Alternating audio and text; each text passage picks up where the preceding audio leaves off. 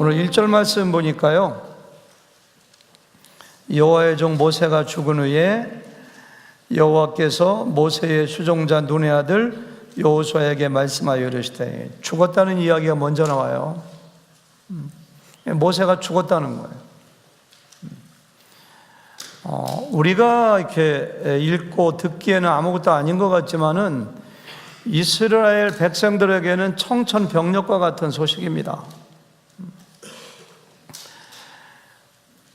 제일 큰 애가 14살이고 둘째가 12살이고 셋째가 11살이고 한 살배기까지 7명의 애가 있는 집인데요, 그 젊은 남편이 갑자기 사고로 죽었어요.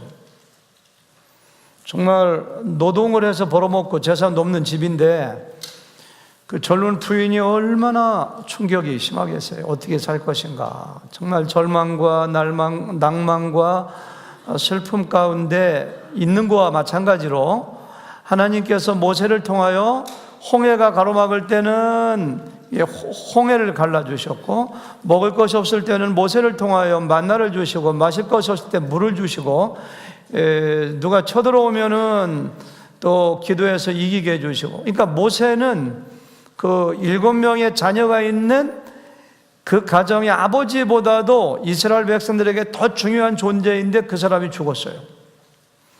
그러니까 앞에 나오는 신명기 34장에 보니까 모든 이스라엘 백성들이 30일 동안 애곡하였더라 이렇게 했어요. 아마 이 당시에 이스라엘 백성들의 사정과 2018년도를 맞이하는 우리들의 입장이 똑같은 것 같아요. 위기는 기회이기도 하잖아요. 모세한테는 대단히 미안한 얘기입니다만은 성경에 보면은 여러 군데서 모세 너는 가나안 땅에 들어가지 못한다 이렇게 했어요. 그러니까 모세가 죽었다는 것은 이스라엘 백성들에게 가나안 땅에 들어갈 수 있다는 기회가 왔다는 것이고요, 가나안 땅에 들어가려면은 어마어마한, 지금은 물이 얼마 없지만 그 당시에는 사람 키로 3배, 4배 되는 넓고 깊은 강을, 요단강을 건너가야 되고요, 하늘을 찌르는 성곽이 있고요, 잘 훈련된 군사가 있는데 얼마나 위기입니까? 그러니까 마찬가지예요. 2018년도를 우리가 맞이하면서 우리에게 기회가 있습니다. 때로는 위기입니다. 이때 어떻게 살 것인가? 그래서 오늘 설교 제목을 인생의 로드맵, 어떻게 우리가 이 지도를 보고 갈 것인가. 그래서 오늘 사실 24주년 교회 탄성 기념예배 교회에 대한 설교를 하고 해야 되는데 오늘은 이런 말씀을 가지고 같이 좀 나눠보려고 해요. 2절에 보니까 내 종 모세가 죽었으니 이제 너는 이 모든 백성과 더불어 일어나 일어나라는 거예요. 언제까지 이렇게 슬퍼하고 낭망하고 애곡하며 앉아있겠느냐. 일어나라는 것은 앉아있다가 일어나라는 그런 뜻도 있지만 진짜 뜻은 너희들이 할 일이 있다는 거예요. 모세가 죽었다고 해서 하나님의 일이 중단되는 것이 아니에요. 사람은 가도 하나님의 위대한 뜻은 지금까지 계속 이루어지는 것처럼 너희가 새로운 사명이 있으니까 일어나라는 거예요. 그리고 이 요단을 건너 이렇게 했어요. 크로스 더 조르단 리버, 너희들은 요단강을 건너라 이거예요. 그리고 내가 그들 곧 이스라엘 자손에게 주는 그 땅으로 가라 이렇게 말씀하시는 거예요. Get up, cross the Jordan River and go to the land. 그 땅으로 가라 이거예요. 우리에게 해야 될 일이 굉장히 많습니다. 금년 한 해 동안, 우리의 남은 여생 동안 하나님께서 한 사람 한 사람에게 해야 될 일이 있는데, 비록 삶은 어렵고 힘들고 절망적이고 낭망적이라 할지라도, 모세는 죽었어도 나에게 가지고 있는 것이 없을지라도 하나님께서 나에게 맡겨주신 사명이 있기 때문에 일어나서 강을 건너 가라고 지금도 우리에게 말씀하세요. 3절 말씀 보니까요, 다 같이 시작. 내가 모세에게 말한 바와 같이 너희 발바닥으로 밟는 곳은 모두 내가 너희에게 주었노니 이렇게 했어요. 하나님께서 이스라엘 백성들에게 주시겠다고 모세를 통하여 아브라함을 통하여, 이삭을 통하여, 야곱을 통하여 수없이 약속하신 그 가나안 땅은 세 가지 특징이 있습니다. 첫 번째 보니까요, 하나님께서 그 땅을 이미 주셨다고 말씀하세요. 우리 말로 보면은 너에게 주었노니 과거형인데요, 히브리어로 보면은 현재 완료로서 과거 어느 한 시점에 이미 내가 너에게 땅을 주었는데 지금까지 계속 너에게 주어진 상태야. 하나님께서 우리에게 주시는 땅은 이미 우리에게 주어진 땅이에요. 동시에 두 번째 특징은 이미 하나님이 주신 땅이지만은 이스라엘 백성들이 직접 밟아야지만 주어지는 땅이에요. 너희 발바닥으로 밟는 곳은 모두 내게 너희에게 주어느니, 이 발바닥으로 밟아야 됩니다. 가나안 땅은 무주공산이 아닙니다. 7 족속이 거기에 살고 있습니다. 우리말에 보면은 헷 족속이라고 나와 있는데요, 우리가 고등학교 때 히타이트 족속이거든요. 최초로 이 철기 문명을 일으킨 사람들이고요, 강한 이스라엘 백성들은 청동기 무기도 없는데 툭 하면 부러지는 거거든요. 근데 그 사람들은 철기 문명으로 무장하고 어마어마한 성을 짓고 군사훈련으로 강한 그런 사람들이 살고 있는데, 아니 밟으면 그 사람들이 가만히 있습니까? 그러니까 전쟁을 해서 쟁취해야 될 땅이 우리에게 주신 땅이에요. 하나님이 우리에게 주신 땅은 하나님 입장에서 볼 때는 이미 준 땅이에요. 이미 준 땅이요. 근데 사람 입장에서 볼 때는 전쟁하고 싸워서 쟁취해야 될 이중적인 의미가 있습니다. 땅이라고 하는 것이 그냥 물리적인 그 땅만 이야기하는 것이 아니라, 그 땅은 젖과 꿀이 흐른다고 했는데, 젖과 꿀이 흐르는 비옥한 땅은 얼마 안 되고 황량한 땅이거든요. 그래서 그 땅은 하나님이 함께 하시는 땅이요, 하나님의 축복이 있는 땅이요, 내가 감당해야 될 사명이요, 또 하나님께서 나에게 주시는 직장이 됐건 가정이 됐건 사람이 됐건 나에게 미래에 주실 하나님의 놀라운 선물이고 축복을 통틀어서 저는 땅이라고 이야기하고 싶어요. 2018년도에 우리의 남은 인생이 얼마나 됐는지 모르지만 남은 여생 동안에 하나님께서 우리에게 주시는 축복과 그 땅은 믿음으로 보면은 이미 주어진 땅입니다. 믿음은 바라는 것들의 실장이요, 보지 못하는 것의 증거니. 하나님이 주셨어요. 그럼에도 불구하고 가만히 있으면 주어지는 것이 아니라 내가 가서 밟아야 돼요. 악한 사탄이 밟는 걸 가만두지 않습니다. 우리를 공격합니다. 우리가 전쟁해야 돼요. 우리가 노력해야 돼요. 싸워야 돼요. 하나님이 주셨지만 내가 쟁취하고 싸워야 될 땅이 바로 하나님이 이스라엘 백성들에게 주신 땅입니다. 하나님은요, 어떤 일을 행하실 때 절대로 혼자 일하시지 않으십니다. 우리를 사용하기 원하십니다. 하나님께서 정말 이스라엘 백성들을 사랑하신다면은 전염병이 한 1년 동안 싹 돌아가지고 가나안 땅의 모든 사람들을 다 죽게 만들었으면 그냥 들어가서 차지하면 되죠. 그렇게 안 만들으셨어요. 한 5년 동안 기근이 나가지고 다 먹고 살 수 없다고 다 떠나온 다음에 들어갔으면 얼마나 좋아요. 안 그래요? 하나님께서는요, 이스라엘 백성과 함께 일하세요. 사도 바울은 우리는 하나님의 동역자라고 했어요. 하나님 우리를 파트너, 동업하는 사람으로 삼아서 같이 일하고 같이 달성하고 같이 기쁨을 누리고 우리에게 그 일을 감당했을 때 상급을 주시기 원하기 때문에 우리로 하여금 무엇인가 사명을 주시는 분이 바로 하나님이에요. 여기서 사명이 나와요.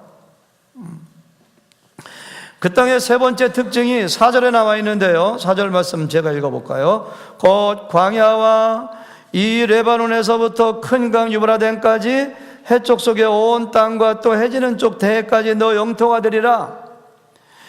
하나님의 약속이 여기만 나오지 않았습니다. 하나님이 주시는 땅은요, 이집트의 시나이 반도부터 시작해서 북쪽 헐몬산을 지나가지고 레바논 저 북쪽까지, 서쪽은 지중해부터 시작해가지고 저쪽 서북쪽에 있는 지금의 이란, 이라크, 그러니까 유브라데 강이니까요, 저쪽 이란까지 어마어마한 땅을 내가 너희에게 주었으니 너희가 밟아라 이렇게 했어요. 근데 이스라엘 역사를 보면은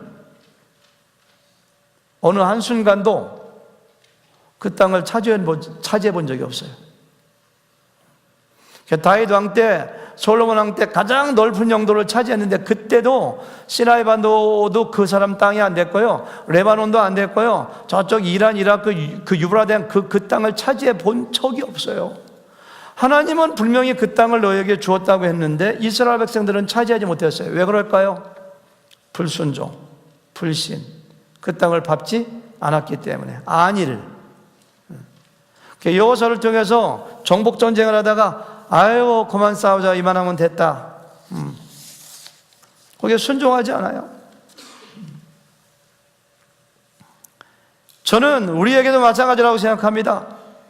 우리에게 주신 축복, 우리가 해야 될 사명, 우리의 지경 굉장히 넓은데, 그러니까 하나님께서 시편 기자를 통하여 내 입을 크게 열라. 우리가 믿음이 부족하기 때문에, 우리가 불순종하기 때문에 우리에게 주신 땅을 다 차지하지 못하고 그냥 이렇게 있는 거예요.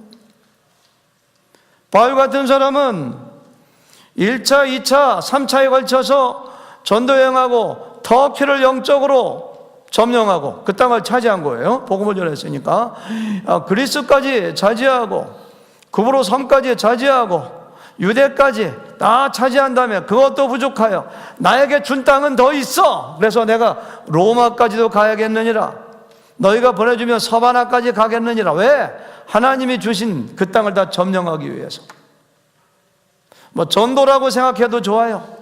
하나님이 주신 축복이라고 생각해도 좋아요. 뭐가 됐든지 간에 나의 생애 동안에 나를 통하여 해야 될 일이 굉장히 많은데 무엇을 먹을까? 무엇을 입을까? 무엇을 마실까? 어떻게 안주할까? 아니면은 모세가 죽었다고, 상황이 안 좋다고, 마치 엘리야가 로뎀나무 밑에서 죽기를 구했던 것처럼 하나님이 찾아오시잖아요. 먹여주고 재워주고 호렙산 동굴에 가서 숨어 있으니까 What are you doing here, 엘리자? 엘리야 여기서 뭐 하는 거야? 너 이제까지 기적을 통하고 850명의 이방 선지자와 대결하고 죽은 사람 살리고 막 했는데 지금부터는 세미한 음성으로 너 가서 하사엘에게 찾아가서 기름 붓고 엘리사에게 기름 붓고 예후에게 기름, 아직까지 사명이 있어. 너에게 주어진 땅을 정복해. 용기 얻어서 그 땅을 정복하는 모습을 보자는 마찬가지입니다.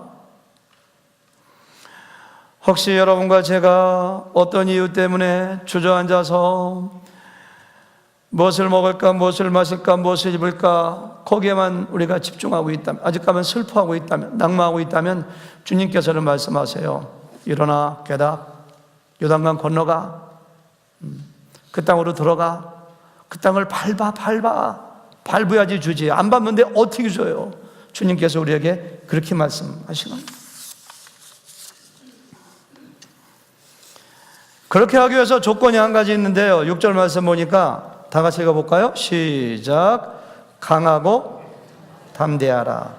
너는 내가 그들의 조상에게 맹세하여 그들에게 주리라 한 땅을 이 백성에게 차지하게 하리라. 강하고 담대하라.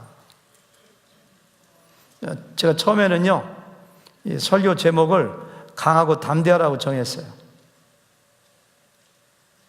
오늘 본문을 읽어보니까요, 한 10번 정도 읽어보니까 강하고 담대하라가 3번 나와.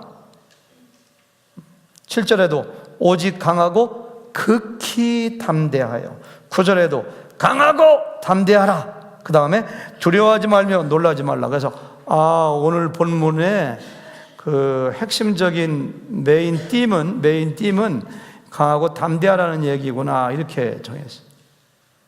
본문을 연구하고 묵상하고 계속 설교를 준비하다 보니까 그게 주제가 아니더라고요. 보니까 설교 제목 이렇게 정했습니다만은, 강하고 담대하라는 얘기는 이스라엘 백성들이 가나안 땅에 들어가다 보면은 놀라고 두려워할 일이 굉장히 많다는 거예요. 한 달 전에 우리 교회 어떤 집사님이 저한테 오더니, 여기서 복도에서 만났는데 어떻게 일 잘 돼가요? 집사님 힘내세요 하니까 고개를 푹 숙이면서, 목사님 두려워요, 너무 무서워요, 두려워요. 그래서 제가 가슴이 막 찡해지더라고요. 우리가 얼마나 인생을 살다 보면 무서워하고 두려워할 일이 많습니까? 이스라엘 백성들이 막 요단강가에 가니까 기록에 보면 그 물이 창일했다고 했거든요. 물이 그 무서운 소리내며 흐르는 그 강을 어린아이 양과 소떼를 가지고 건너야 되는데 얼마나 두려워요. 가자마자 한 4km 가니까 여리고성이 나오는데, 그 여리고성이 그 넓이가 4.5m에 9m나 되는 성이 이중으로 있는데 그 성을 어떻게 점령합니까? 12명의 정탐꾼이 갔다 와서 그 중에 10명이 우리는 메뚜기 같다고, 안악자손이 살고 있다고, 우리가 이길 수 없다고, 가면은 두려워서 주눅이 들어가지고 어떻게 할 수가 없을 걸 하나님께서 아시고 3번씩이나 강하고 담대해야 돼, 두려워하지 마, 떨지 마. 우리에게도 마찬가지입니다. 인생을 살다 보면 어떨 때는 건강이 무너져가지고 두려움 가운데 떨기도 하고요, 하루아침에 직장에서 레이오프 되기도 하고요, 어떤 때는 가정이 파괴될 위기를 느끼기도 하고요. 이 세상을 살다 보면 얼마나 두렵고 떨 일이 많이 있습니까? 정말 기대를 가지고 기도하면서 목자 목련을 했는데 웬 3개월도 안 돼가지고 목원들이 다 흩어지고 교회도 안 나오고, 도대체 제가 초원직이 목사님을 어떻게 봐야 되는가? 두렵고 떨 일이 굉장히 많은데, 그때 하나님께서 강하고 담대하라 그렇게 말씀하세요. 성경을 보면은 막 염려하고 근심하고 두려워하고 발발발 떨고 하는 거 하나님의 뜻 아닙니다. 그거 성경에 얼마나 여러 번 곳곳에서 두려워하지 말라, 담대하라 그런 말씀을 하고 있는지 몰라요. 주님께서는요, 우리가 두려워하는 거 하나님의 뜻이 아니라고도 말씀하고 있어요. 여러분들 지금 무엇인가 걱정하고 있다면, 두려워하고 있다면, 절망과 낭만 가운데 하나님께서 나에게 주신 사명을 감당하지 못하고 그 자리에 앉아 있다면 벌떡 일어나야 돼요. 왜 두려워하지 말아야 되는가? 이유가 뭐라고 되어 있느냐 하면은 내가 너와 함께함이라 그렇게 말씀하세요. 이유가 2가지인데 첫 번째가 그겁니다. 5절 말씀 보니까 다 같이 시작. 내 평생에 너를 능히 대적할 자가 없으리니 내가 모세와 함께 있었던 것 같이 너와 함께 있을 것임이니라. 내가 너를 떠나지 아니하며 버리지 아니하니. 내가 모세와 함께 있었던 것 같이, 이거 하나면 끝난 거예요. 여호수아는 40년 동안 모세의 몸종이었습니다. 시종이었다고 앞에 1절에 되어 있거든요. 수많은 위기 가운데 모세가 어떻게 위기를 극복하는 걸 다 보았어요. 답은 한 가지입니다. 하나님이 함께 하시기 때문에. 모세와 함께 있었던 것 같이 내가 너와 함께 있을 것임이니라. 내 평생에 너를 능히 당할 자가 없을 것입니다. 내가 너를 떠나지 않고 버리지 아니하리라. 그렇게 약속해 주세요. 하나님께서는 강조하기 위해서 여기서 끝나지 않아요. 9절도 다 같이 9절 또 말씀하세요. 시작. 내가 내게 명령한 것이 아니냐. 강하고 담대하라. 두려워하지 말며 놀라지 말라. 내가 어디로 가든지 내 하나님 여호와가 너와 함께 하시느니라. 이렇게 말씀하세요. 하나님은 지금도 우리에게 말씀하십니다. 내가 너와 함께하고 있다. 걱정하지 마. 우리 선교사님 대전 대흥침략에 나오셨다고, 선교사님이 선교사 가시면서 제가 그 교회 갔더라고요. 91년도에 제가 91년도에 대흥교회 대전 대흥침략에 딱 가니까 지금 생각이 나요. 제가 처음 간 주에 담임 목사님 안종만 목사님 설교하시는데, 여러분들 걱정하고 두려워하지 말라고. 사람은 꼭 자기가 하나님의 손을 놓으면은 하나님도 자기 손을 놓은 것처럼 생각한다고. 아니라고. 우리는 하나님과 손을 이렇게 잡고 있는 것이 아니라 이렇게 잡고 있대요. 이렇게 내가 손을 놨어도 하나님은 나를 잡고 계시대요. 여러분들이 하나님을 떠난 것 같지만은 여러분들이 정말 구원받은 하나님의 자녀이고 백성이라면은 하나님은 여러분들을 잡고 계시고 함께 하시다고 두려워하지 말라고. 그런 설교를 이렇게 갈 때 하셔가지고 지금까지 이 그림이 잊혀지지가 않아요. 제가 힘들 때는 하나님이 나를 잡고 계시지, 나도 잡아야지, 이런 생각이 들어요. 2살이고 1살이고 어린 아기를 키우는 부모는요 24시간 자기 자녀에게서 눈을 절대 떼지 않습니다. 저희 딸이 손녀 키우는 거 보니까 그렇게 하더라고요. 잠깐이라도 뛰면 큰일 안 돼. 하나님은 우리를 그렇게 바라보세요. 절대 우리를 잊지 않아요. 전 먹이는 그 여인이 자기의 전 먹는 아이를 잊을지라도 난 너희를 잊지 않는다고 말씀하셨거든요. 마태복음 28장 보니까 볼지어다 내가 세상 끝날까지 너희와 항상 함께 있으리로다. 꼭 기억하셔야 돼요. 하나님이 나와 함께 계신다. 나를 잡고 계시다. 우리가 두 번째 이유는요, 강하고 담대하고 두려워하지 않고 떨지 않을 두 번째 이유가 바로 뭐냐? 하나님이 내 앞길을 평탄하게 하시고 형통하게 하실 것이기 때문에 이렇게 되어 있어요. 두 번이나 나와요. 7절 마지막에 보니까 그리하면 어디로 가든지 형통하리니 맨 밑에 줄에 나오죠. 8절에도 보니까 그리하면 내 길이 평탄하게 될 것이며 내가 형통하리라. 형통 얼마나 좋아요. 옆 사람 바라보시고 한번 인사하실까요? 형통하실 것입니다. 한번 인사 좀 하세요. 금년에 형통하실 것입니다. 얼마나 좋아요. 예, 하나님이 형통하게 해주세요.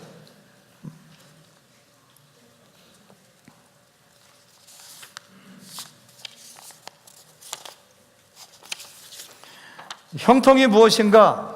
잘못 생각하면은 내 생각, 내 계획, 내 뜻이 이루어지는 것이 형통이라고 생각하는데요, 형통의 의미는요 내 뜻이 이루어지는 것이 아니라 하나님의 뜻, 하나님의 계획이 나의 불순종으로 인하여 방해받지 않고 나를 통해서 이루어지는 것, 그것이 형통이에요. 형통.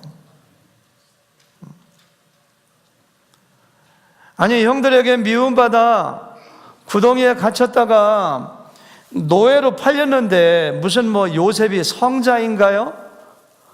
그때 무슨 요셉이 와 좋다 할렐루야 이직했어요? 안 그래요. 저는 요셉도 우리와 똑같은 사람이기 때문에 하나님 나 좀 살려주세요, 아버지가 보고 싶어요, 그냥 막 울고 야단했을 것입니다. 그런데요, 노예로 팔려갔는데 창세기 39장에 보니까 하나님이 요셉과 함께 하심으로 그가 형통한 자 되어, 세상에 이런 성경이 어디 있습니까? 형들에게 미움받아 노예가 인권이 있습니까? 자유가 있습니까? 그렇게 살다 죽는 게 노예인데, 노예로 팔렸는데 형통한 자 되었다고 성경은 얘기해요. 왜 그런지 아세요? 요셉을 통하여 하나님의 뜻이 지금 이루어지고 있기 때문에. 요셉은 깨끗한 사람입니다. 절대로 성폭행 하려고 한 적이 없어요. 근데 보디발의 아내가 모함해가지고 저 요셉의 나를 간음 성폭행하려고 했다고 고발해가지고 억울하게 감옥에 갇히잖아요. 감옥에 지금처럼 무슨 먹을 것 제대로 주고 인권 있는 데입니까? 그 비참한 감옥에 갇혔는데도 하나님께서 요셉과 함께 하심으로 요셉이 형통한 자 되었다. 무슨 형통이야? 대성통곡하고 하나님을 원망하고 죽고 싶은 심정인데 성경은 형통했다고 얘기해요. 왜 그런지 아세요? 하나님의 뜻이 요셉을 통하여 이루어지기 때문에. 요셉을 먼저 보내고 그를 통하여 야곱의 70명의 이스라엘 백성들을 거기서 번성하게 하시고 나중에 400년 후에 애굽을 탈출하여 가나안 땅에 돌아오게 하고자는 그 하나님의 원대한 계획과 뜻이 요셉을 통하여 이루어지고 있기 때문에 요셉은 형통한 자가 된 것이고요. 정말로 형통했는가 아닌가는 나중에 보면 알아요. 나중에 총리가 되잖아요. 내 뜻이 이루어지면은 굉장히 잘 된 것 같지만 죄송하지만 그것은 형통한 게 아닙니다. 저 옛날에 고등학교 때 육군 사관학교 선봤다 떨어졌는데 신체검사하러 갔더니 그러더라고요. 그 의사가 저희들 신체검사하면서 너도 억지로 육사 가려고 하지 마. 도립병원 그 원장님이 그런 얘기 하더라고. 우리 그 애들 모아놓고, 내가 아는 사람은 굉장히 백을 써가지고 육사 들어가 장교되는데 월남가서 죽었어, 그렇게 하더라고요. 내 뜻이 이루어져서 육사도 들어가고 내 뜻이 이루어가서 장교도 되는데 월남가서, 물론 죽어도 하나님의 뜻이 이루어지면 형통일 수가 있습니다. 제가 죽는 걸 저주라고 하는 얘기하는 건 아니에요, 말하자면요. 그런 말씀 하더라고요. 재판에서 싸워서 회사를 차지했는데 회사 운영하다 나중에 감옥 갔어, 어떤 사람. 내 뜻이 이루어지는 것이 형통인지 아닌지는 두고 봐야 돼요. 형통이라는 것은 내가 믿음으로 순종하여 하나님의 뜻이 나를 통해서 이루어질 때 그걸 형통이라고 해요. 너희가 그렇게 된다는 거예요. 내가 너희를 사용해서, 너희를 가나안 땅에서 너희를 내가 사용하고 너희를 통하여 나의 뜻을 이루어지게 하겠다고 지금 주님께서 지금 말씀하고 계시는 거예요. 맞아요. 우리가 왜 강하고 담대해야 되는가? 첫 번째 뭐예요? 하나님이 나와 함께 하시기 때문에. 두 번째 뭐예요? 내가 평탄하고 형통하게 될 것이기 때문에.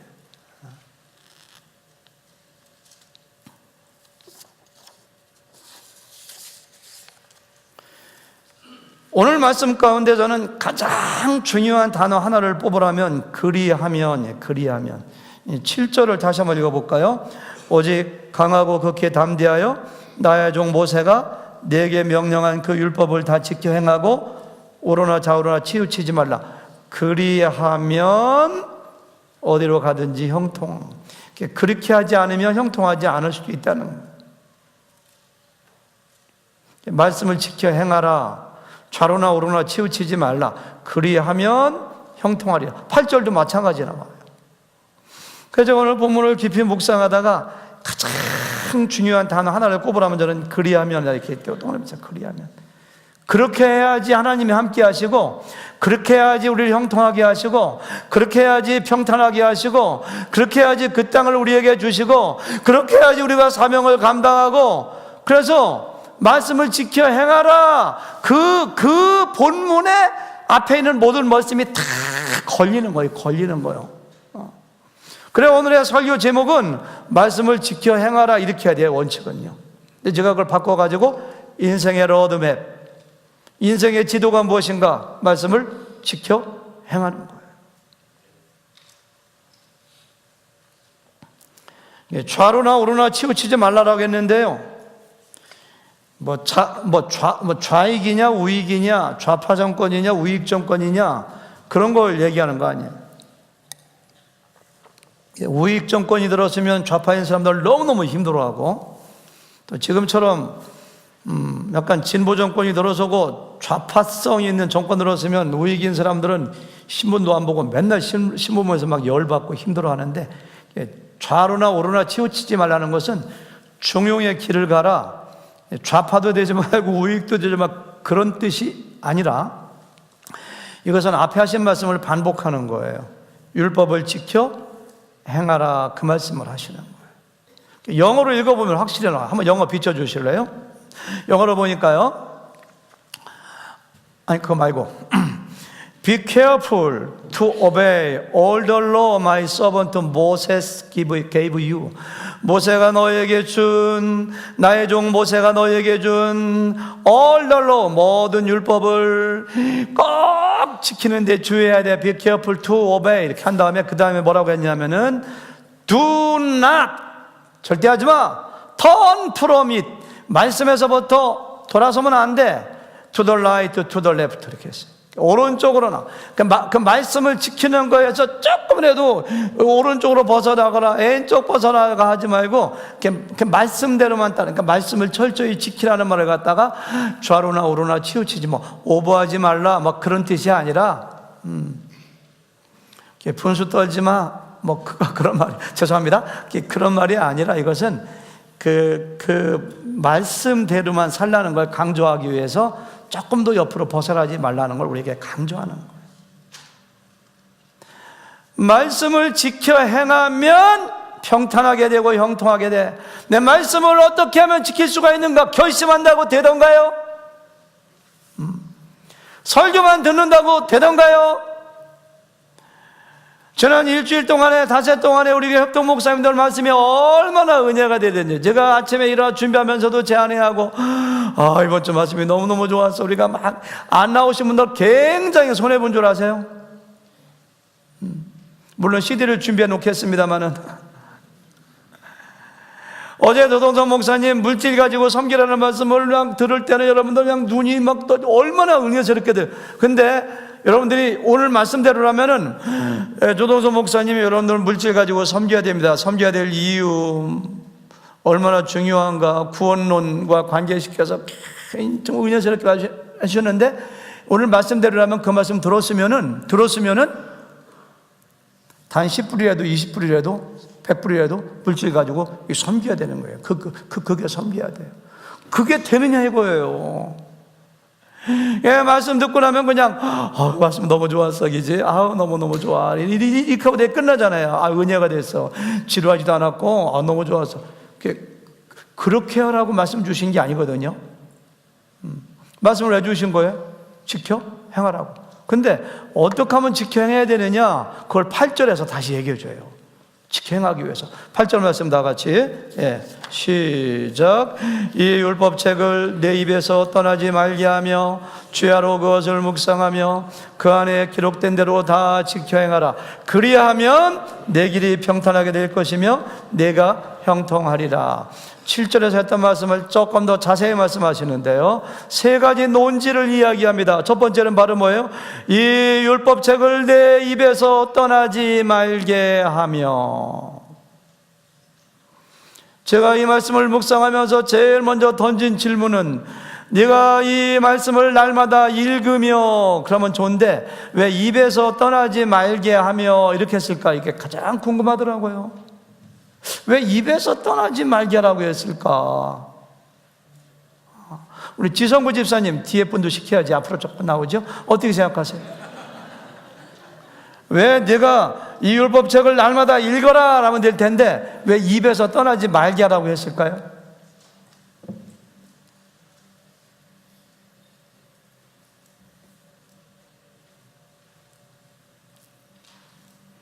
좀 기다리시고, 최원희 집사님 오늘 기도 너무너무 잘해주셨는데, 최원희 집사님 생각나면 얘기해 주세요.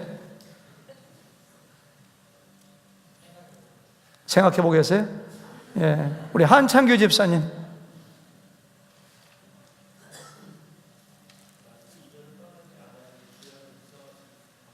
감사합니다. 입에서 떠나지 않아야지만은 죄를 묵상할 수 있기 때문에. 정주화 자매님, 오늘 찬양할 때, 성가대 할 때 하도 안 틀렸어요. 네? 강조하시는 거다. 맞아요. 집사님 생각났어요?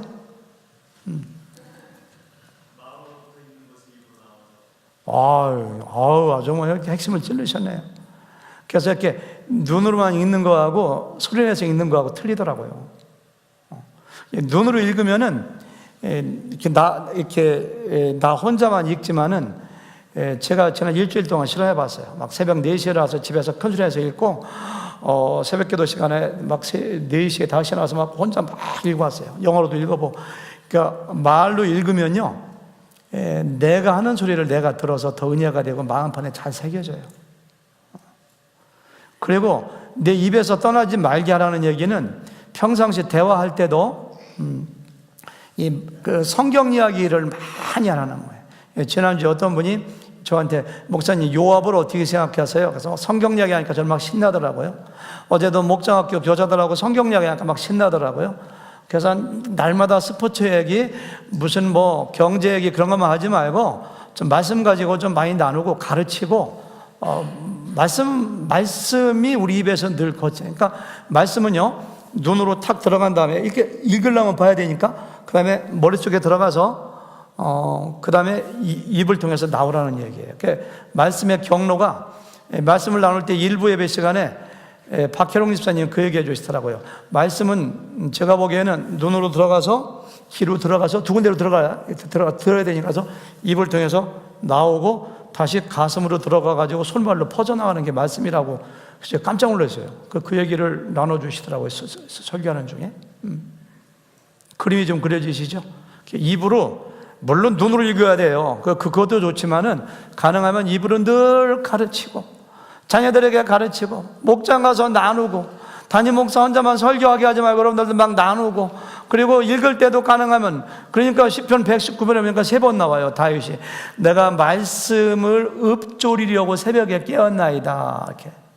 거기 보니까 제가 적어왔는데 97편에 내가 주의 법을 어찌 그리 사랑하는지요, 내가 그것을 종일 작은 소리로 읊조리나 쫑글쫑글 대는 거예요. 그리고 99절 148편 절에 이렇게 3번 나와요.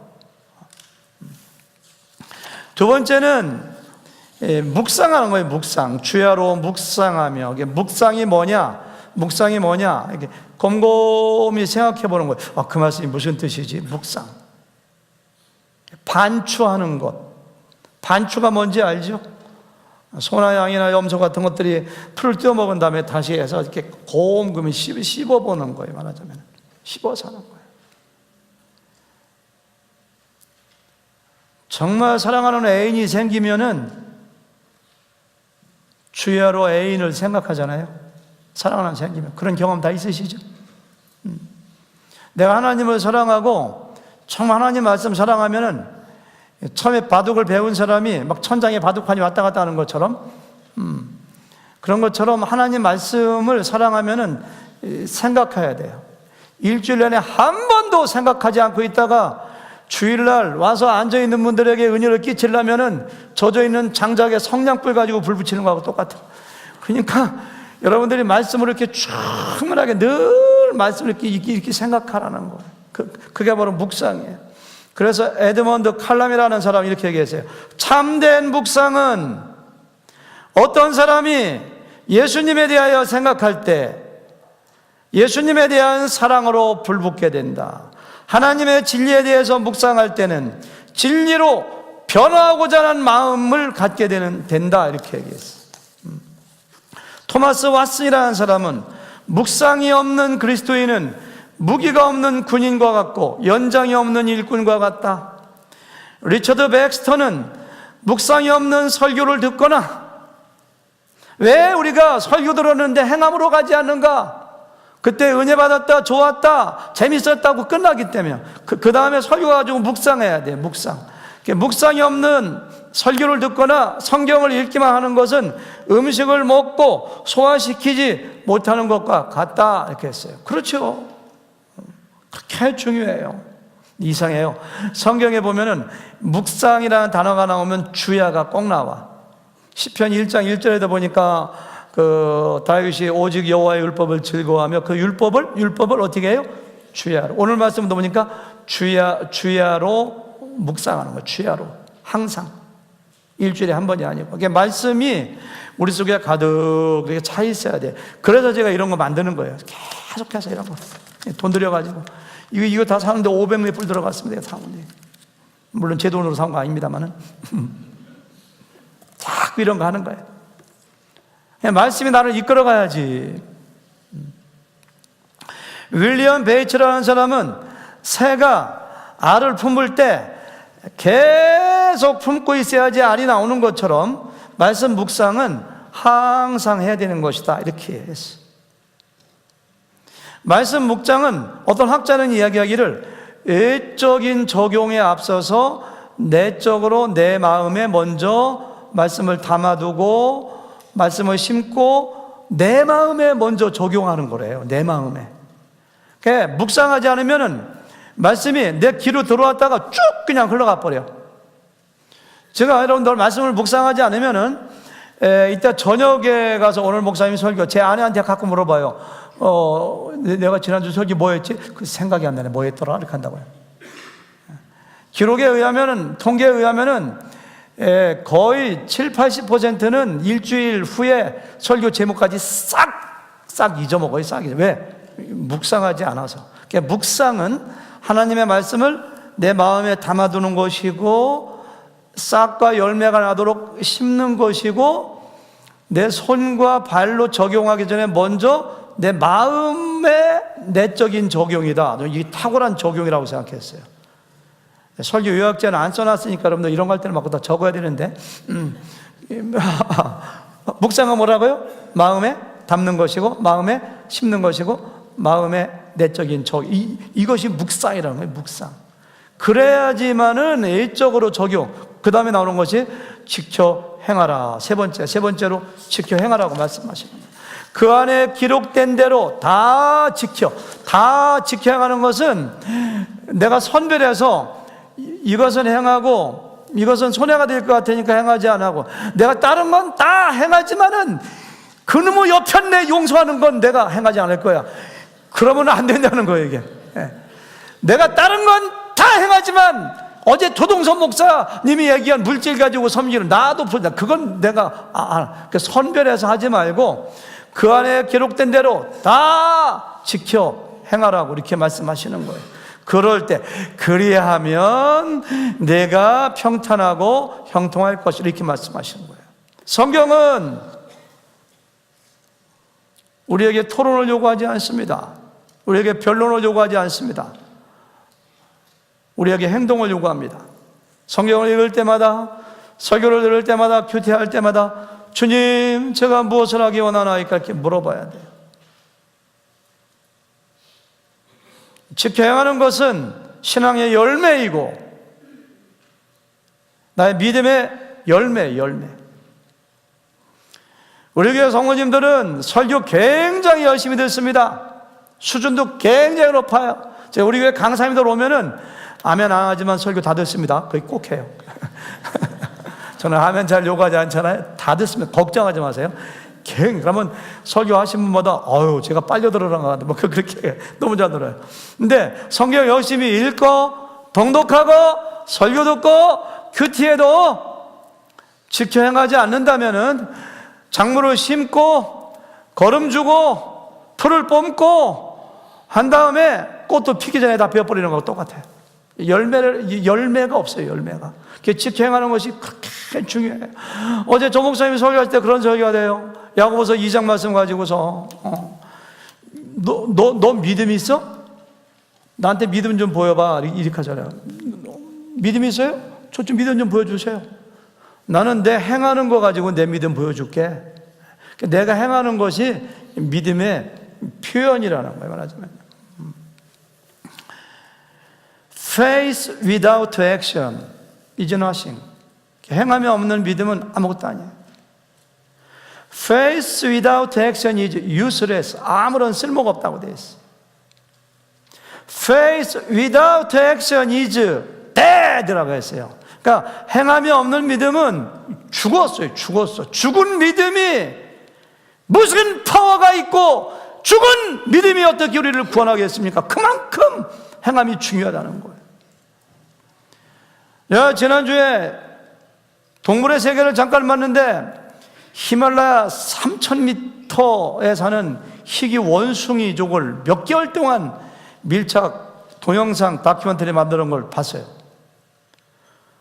공동생활을 하는데 들창코 원숭이 코가 이렇게 하늘로 솟았어요. 하늘은 아니지만 앞으로 솟았어요. 하늘에서 빗물 들어가서 안 되지. 그 원숭이들이 새끼가 하나 죽었어요. 한 1개월 됐는데.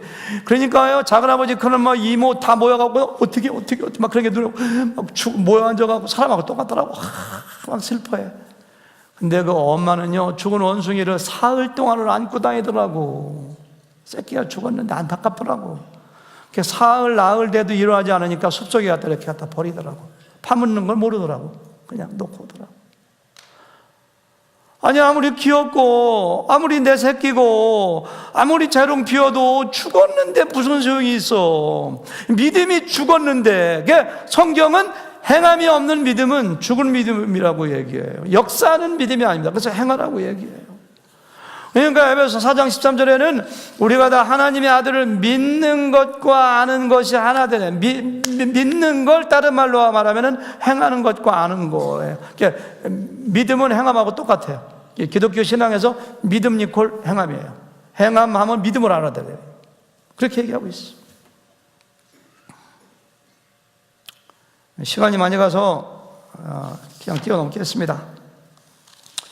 제가 결론인데요, 오늘의 모든 말씀은 내 입에서 말씀을 떠나지 않게 하라, 주야로 묵상하라, 지켜 행하라. 여기에 다 걸려요. 여기에 말씀을 지키기 위해서는 입에서 떠나지 않게 하고 묵상해서 지키면은 하나님이 너를 형통하게 하고 너를 평탄하게 하고, 네가 말씀을 지키면은 내가 너와 끝까지 함께 할 것이고, 들어가, get up and go. 네가 들어가서 땅을 밟으면 그 땅이 너희 땅이 될 것이고, 그렇게 될 거야. 인생의 로드맵의 시작이 말씀을 지켜 행하는 거예요. 이스라엘 백성들이 말씀을 지켜 행하지 않으면은 패배했습니다. 사무엘 상하, 열왕기 상하, 역대 상하 모든 말씀은 이스라엘 백성들이 말씀을 지켜 행하면 하나님이 함께 하시고 형통하게 하고, 말씀을 지켜 행하지 않으면은 질병이라고 기근이라고 적군에게 고통받는 이야기가 역사서의 내용이 아닙니까? 바로 그걸 우리에게 보여주는 거예요. 그 원리는 지금도 우리에게 그대로 적용됩니다. 사실은 내 인생이 꼬여가지고 뭐가 잘 안 되면 하나님의 훈련일 수도 있지만은 내가 말씀을 지켜 행하면 되는 거예요. 그게 어디가 잘못됐느냐? 말씀이 지켜 행하는 것부터 시작하는 거예요. 그게 인생의 로드맵이에요. 그걸 항상 날마다 그렇게 해야 돼요. 그것이 우리에게 주시는 말씀인 줄 믿습니다. 그래서 목적이 이끌어가는 삶도 중요하지만은 하나님 말씀이 개인을 이끌어가는 2018년도 그리고 남은 여러분들의 인생이 되시기를 주님의 이름으로 축원합니다.